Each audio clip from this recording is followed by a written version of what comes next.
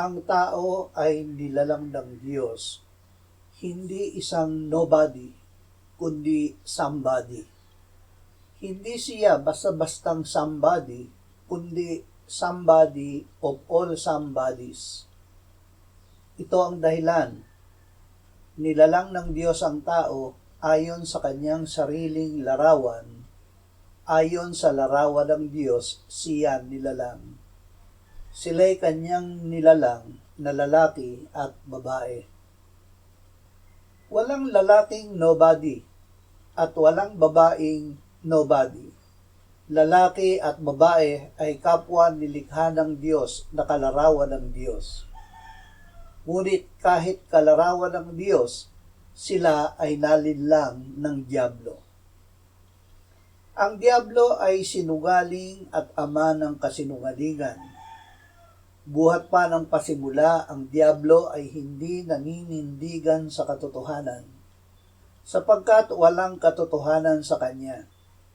Siya mismo ay naniwala sa kasinungalingan na siya ay Diyos. Sinabi niya sa kanyang puso, "Ako'y aakyat sa langit, sa itaas ng mga bituin ng Diyos, aking itatatag ang aking trono sa itaas. Ako'y uupo sa bundok na pinagtitipunan, sa malayong hilaga. Ako'y aakyat sa itaas ng mga kaitaasan ng mga ulap. Gagawin ko ang aking sarili na gaya ng kataas-taasan." Nilinlang ng Diablo ang tao upang maging gaya niya. Dahil dito, sinuway ng tao ang utos ng Diyos na huwag kakain ng bunga ng puno ng kaalaman ng mabuti at masama.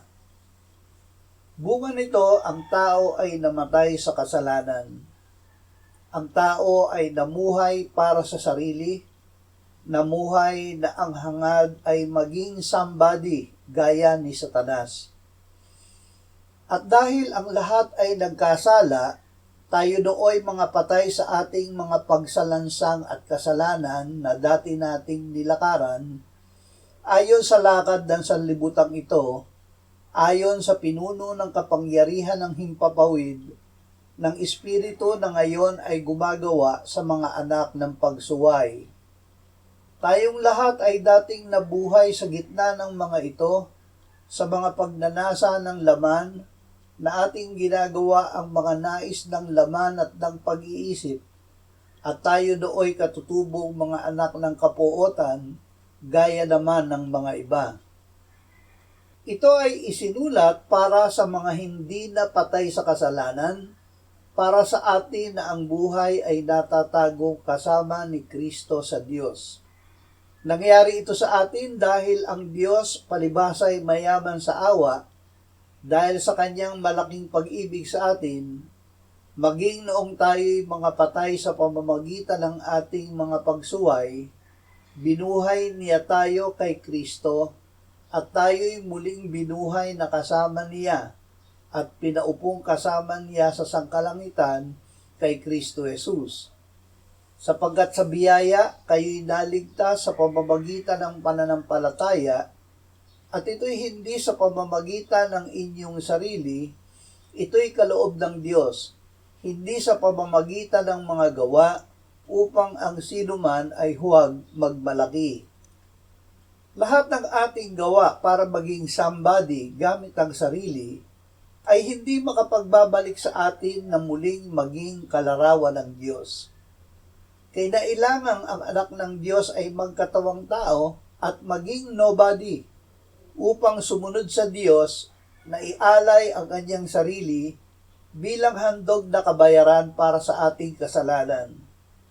Siya ay binuhay ng Ama mula sa mga patay, iniakyat at iniluklok sa kanyang kanan sa langit.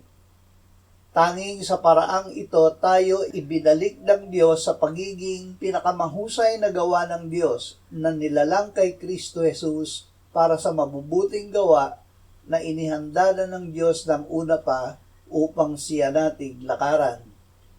Ito ay para sa mga nagpasyang maging nobody upang sumunod kay Jesus.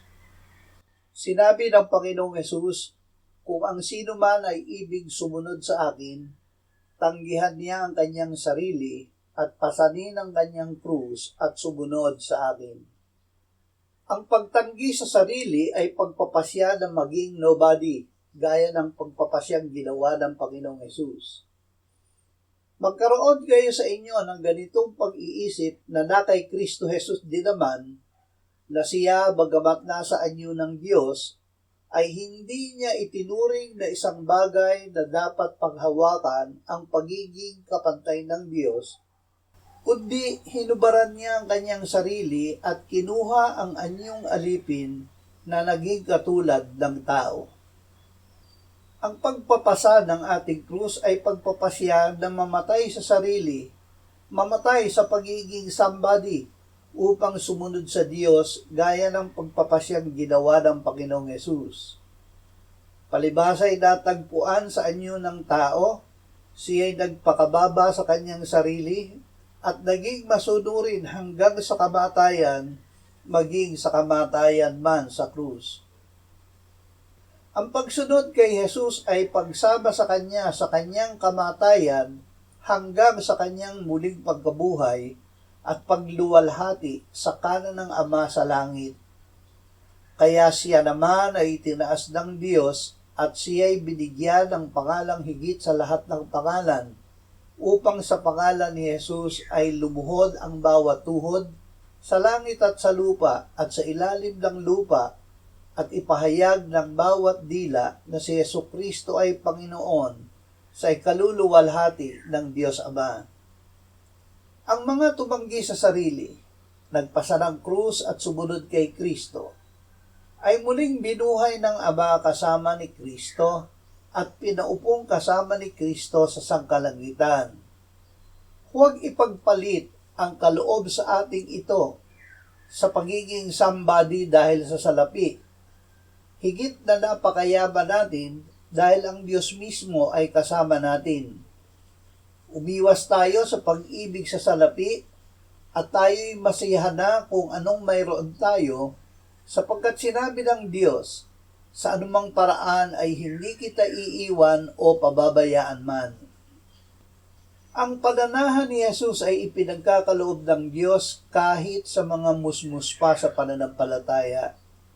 Sinabi ng Panginoong Hesus, "Pinasasalamatan kita, Ama, Panginoon ng langit at lupa, sapagkat ikinubli mo ang mga bagay na ito sa mga pantas at matatalino, at ipinahayag mo sa mga sanggol. Oo, Ama, sapagkat gayon ang mapagpala mong kalooban. Ang lahat ng mga bagay ay ibinigay sa akin ng aking Ama. Walang nakakakilala sa anak kundi ang Ama, at walang nakakakilala sa Ama kundi ang anak, at sino mang piliin ang anak na pagpahayagan niya. Ito ang buhay na walang hanggan, na ikaw ay makilala nila na iisang Diyos na tunay at si Jesucristo na iyong sinugo."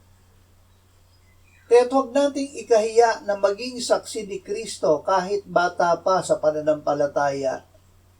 Tayo ay nobody sa ating sarili, ngunit somebody dahil kay Kristo. Sapagkat nakalagak ang aming pag-asa sa Diyos na buhay, na siyang tagapagligtas ng lahat ng tao, lalo na ng mga mananampalataya. Huwag mong hayaang hamakin ng sino man ang iyong kabataan, kundi ikaw ay maging halimbawa ng mga mananampalataya sa pananalita, pag-uugali, pag-ibig, pananampalataya at sa kalinisan. Ang ating pakikisama ay sa Ama at sa Kanyang Anak, kaya't mapapadaligan natin sa ating puso at maipapahayag ng ating bibig, "Ang Panginoon ang aking lakas at aking kalasag. Sa Kanya ang aking puso ay nagtitiwala, kaya't ako'y natutulungan, at ang aking puso ay nagagalak, at sa pamamagitan ng aking awit, ako sa Kanya'y nagpapasalamat." Minamahal ang kaya